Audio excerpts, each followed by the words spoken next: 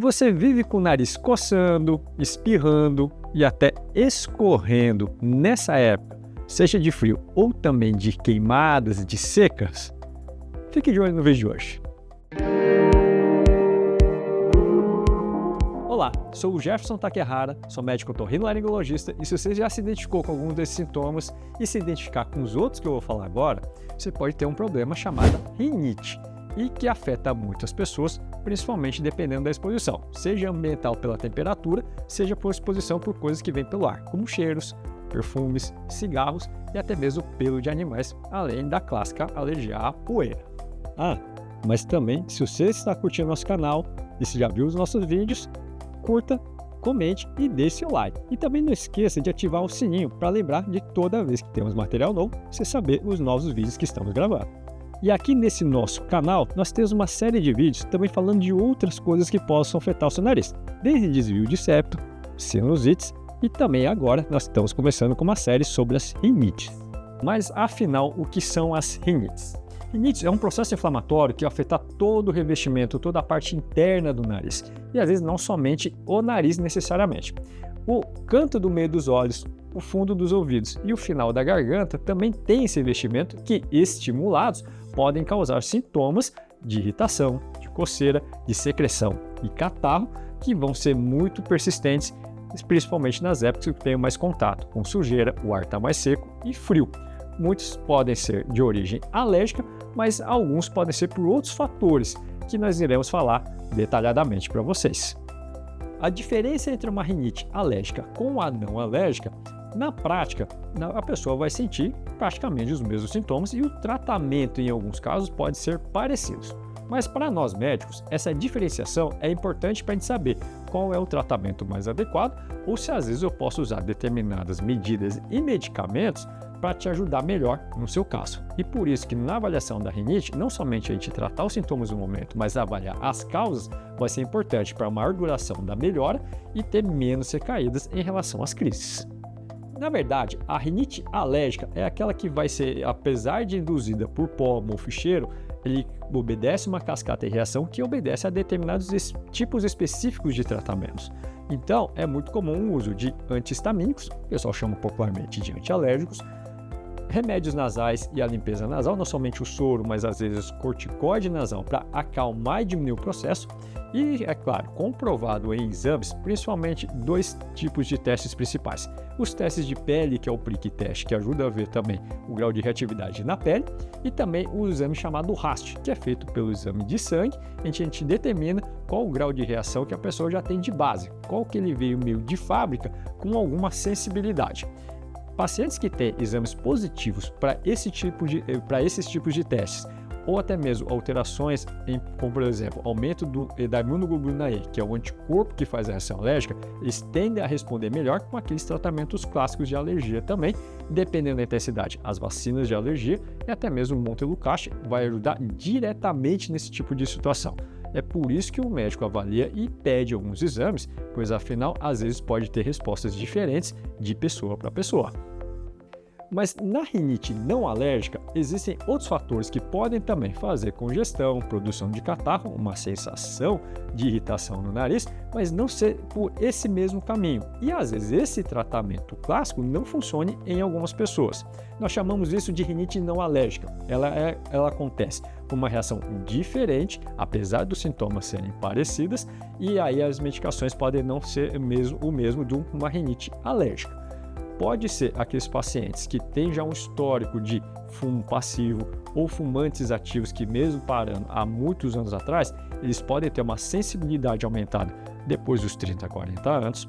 São aqueles pacientes que não têm problema para pó, para mofo, para cheiro, mas com choques térmicos, com friagem, com variação de temperatura, temos mais sintomas de congestão. Idosos também podem ter, principalmente aqueles que já usam medicamentos antihipertensivos, que isso pode influenciar na drenagem linfática da região nasal, provocando maior congestão. E também observamos muito em gestantes. Os hormônios que estão envolvidos durante a gravidez podem fazer algumas pessoas que, mesmo não tendo histórico prévio de rinites e sinusites, terem sintomas durante o período da gestação. E é claro que com o passar da fase hormonal, nascendo a criança, pode normalizar. É claro que essa situação pode levar a inflamações e sinusites, que podem obrigar a paciente a usar antibióticos durante a gravidez, e é isso que nós trabalhamos para não chegar nesse ponto durante a fase de gravidez. E é por isso que nós médicos, quando nós encontramos pacientes com rinite, não somente nós damos o remédio para melhorar os sintomas daquele momento, mas também investigamos e pedimos exames para saber qual que é o tipo de reação que faz a pessoa ter crises com frequência. Dessa forma, nós não somente controlamos o momento, mas evitamos as próximas crises e até podemos prever se a cada época do ano ou se anualmente a gente tem que voltar a fazer algum tipo de tratamento. Lembrando que quando a pessoa tem uma tendência alérgica, a alergia não se cura. É uma configuração que a gente viu de fábrica que a gente consegue controlar para não usar todo o remédio. Pode ser que não use o ano inteiro, mas às vezes alguma época do ano, algum tipo de controle precisa ser feito. Não existe nenhum tratamento que vá inativar os genes do nosso DNA para não dar reação alérgica. O que a gente consegue é controlar para não ter que usar tanto remédio ou parar tantas vezes no pronto-socorro e, principalmente, não usar tanto antibiótico por rinites que foram maltratadas e viraram sinusites, infecções e até mesmo pneumonias que não foram bem curadas. E na rinite, quais são os sintomas mais comuns?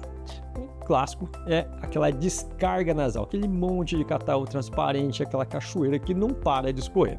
E é claro, também, pelo mesmo processo, ele pode provocar congestão. Depois que escorre, o nariz fica mais entupido e aquela sensação ou de pelo menos os dois lados, ou parece que sempre tem um lado apenas funcionando.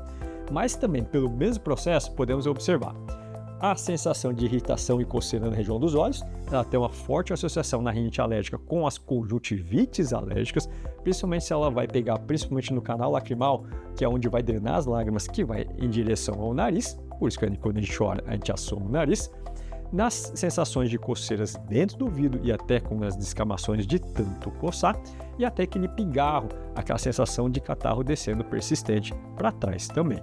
Além disso, a rinite atacada, ela provoca uma congestão e uma má ventilação da região, podendo ser ou um gatilho para dores tipo enxaquecosas na região frontal, ou até mesmo o depósito de catarro lá dentro virar uma sinusite e aí dá aquele sintoma clássico de peso na região maxilar, na maçã do osso, ou na fronte também. Não necessariamente precisa ter catarro. A congestão é um fator importante na dor de cabeça dessas pessoas. E além disso, essas crises também podem provocar sensação de serra ou de tampar o ouvido, aquela sensação quando desce do avião, que o ouvido fica tampando pelo processo de obstrução de congestão provocada pela rinite, o pigarro clássico, que é a tosse persistente, e nos asmáticos pode ser, principalmente na rinite alérgica, ser um fator de desencadeamento de novas crises, mesmo quando eu estou controlado com os broncodilatadores e corticoides inalatórios. Então, a rinite mal controlada, ela faz a pessoa asmática usar mais remédio e, por isso, muitas vezes, recebemos pacientes de pneumologistas quando estão tentando retirar aquela bombinha e não está conseguindo porque não estamos tendo um controle adequado da parte nasal. Aquela mesma poeira que vai coçar e espirrar o nariz é a mesma que vai fechar o pulmão e fazer aquele chiado, aquele sibilo no asmático ou quem tem bronquite. E nas crianças, o cuidado é ainda maior, pois muitas vezes, por já ter a alergia já vindo, já na sua configuração de fábrica, os sintomas já começam até com poucos meses, principalmente se já tem uma tendência familiar na família. Às vezes não só pai e mãe, mas os irmãos, a avó, os primos. Se já temos um histórico de sinusites, de rinites, de asma, bronquite na infância, existe um risco aumentado dessa criança ter adquirido alguns desses genes que aumentam mais a sensibilidade, principalmente em relação à poeira. Existem casos também específicos que alergias alimentares comprovadas, como por exemplo na do leite e a do ovo, também aumente esse grau de irritação nessas crianças, e não somente a questão de coceira e catarro.